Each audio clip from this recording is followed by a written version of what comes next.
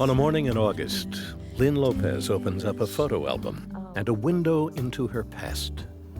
Every Christmas, my husband was the thing that you put bows on. You can see my husband so playful, so happy. It's very painful, and it almost makes me feel like it really never happened. But it did happen, almost 10 years earlier. A handful of moments that changed Lynn Lopez's life forever. 911,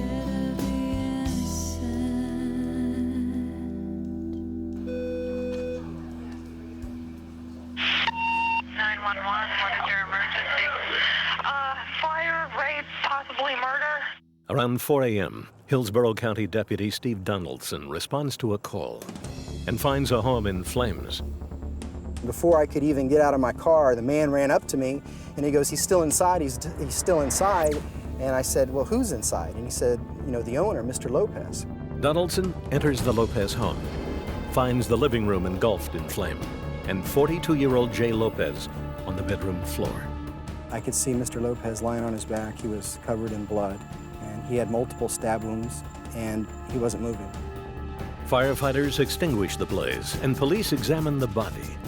Meanwhile, Donaldson approaches someone who survived the fire, Lynn Lopez. She was standing there on the lawn, and she approached me, probably just about as calm as I am right now, and asked me, "Is my husband okay?" And I just thought that was remarkable, considering how she had been terrorized over the last few hours. Lynn tells police she had been sexually assaulted by an intruder, then forced to shower as he set fire to the home. It's an account that leaves Donaldson scratching his head. Why did he leave you alive?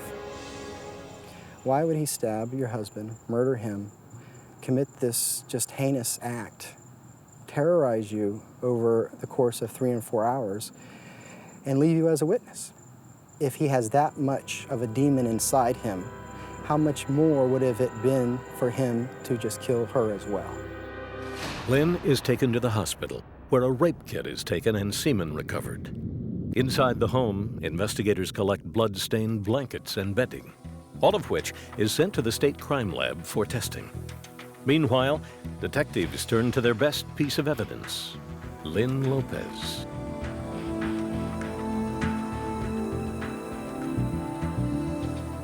It was important that we talked to Lynn that same day because she was the only eyewitness that we had. She was the only one that could provide us some details. Just hours after learning her husband has been killed, Lynn Lopez sits down with detectives. I believe it was between maybe 2 and 2:30 this morning. And all I remember is all of a sudden hearing my husband yell something like, "Look out," or something. I remember I let out a scream that was so blood-curdling to me in horror. And I jumped up and I saw a man in the doorway of my bedroom holding a knife. And my husband and him started fighting. And I don't know if I'm seeing what I'm really seeing. Is it a dream? Did I jump up and am I imagining this? According to Lopez, she watches as her husband tries to fend off the attacker with a baseball bat and is stabbed. My husband lets out an exhale breath, and quietly he just crumbles down in the corner of the room to the floor.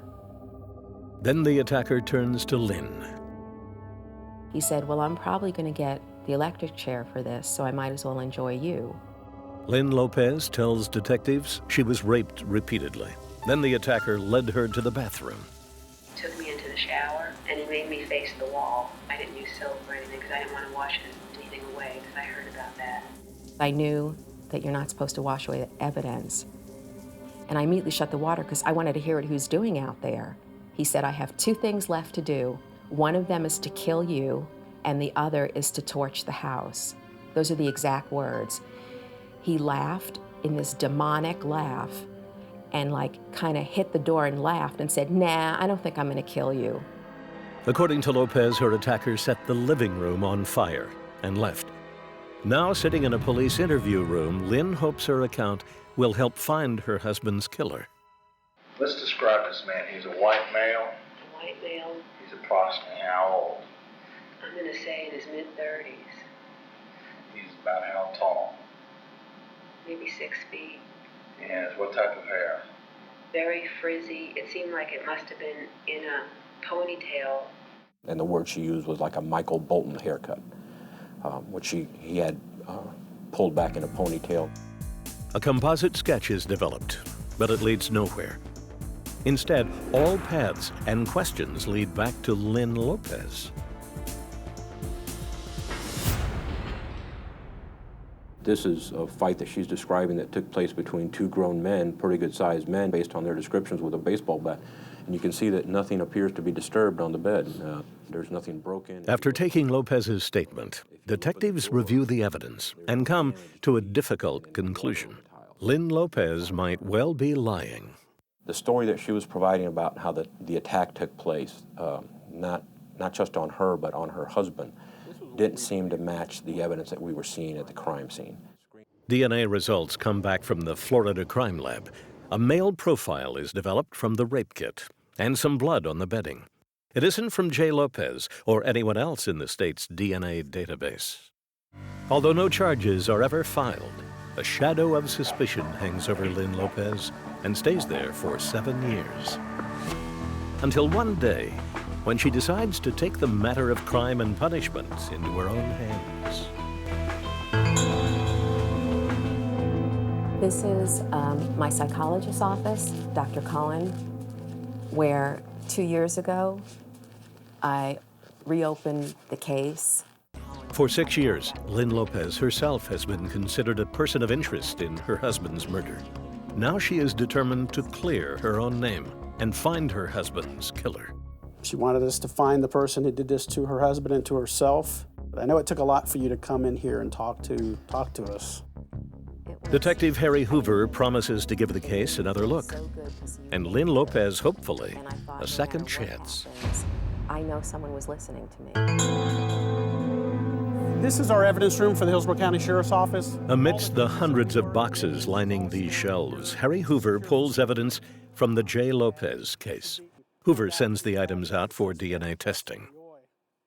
Melissa Sedith works the Lopez case. Samples were reran to generate an STR DNA profile. It's a highly discriminating test, and it's the current standard for databasing profiles in the United States.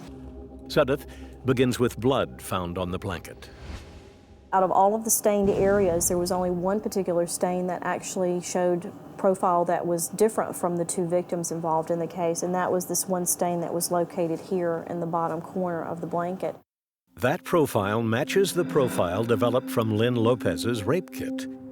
When uploaded into the DNA databank, the profile generates a hit to Chatsium Adam Leoy, a name that does not appear in the old case file. Detectives dig into Leoy's criminal history and find a photo of the suspect. Lynn's initial description of the guy was almost perfect to what he was, the long, frizzy hair. Leoy is arrested and charged with the murder of J. Lopez.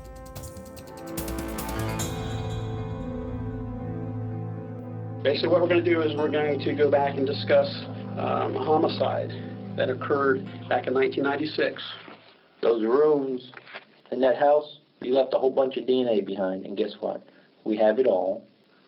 And then she even IDs you, and here you sit. Killing Jay was an accident.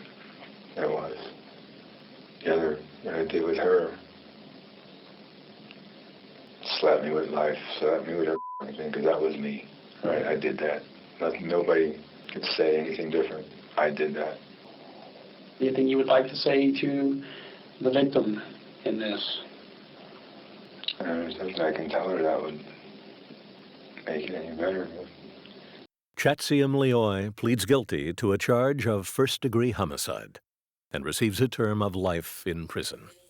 For Lynn Lopez, none of it really matters, as she lives out her own life sentence, one from which there is no respite and no reprieve.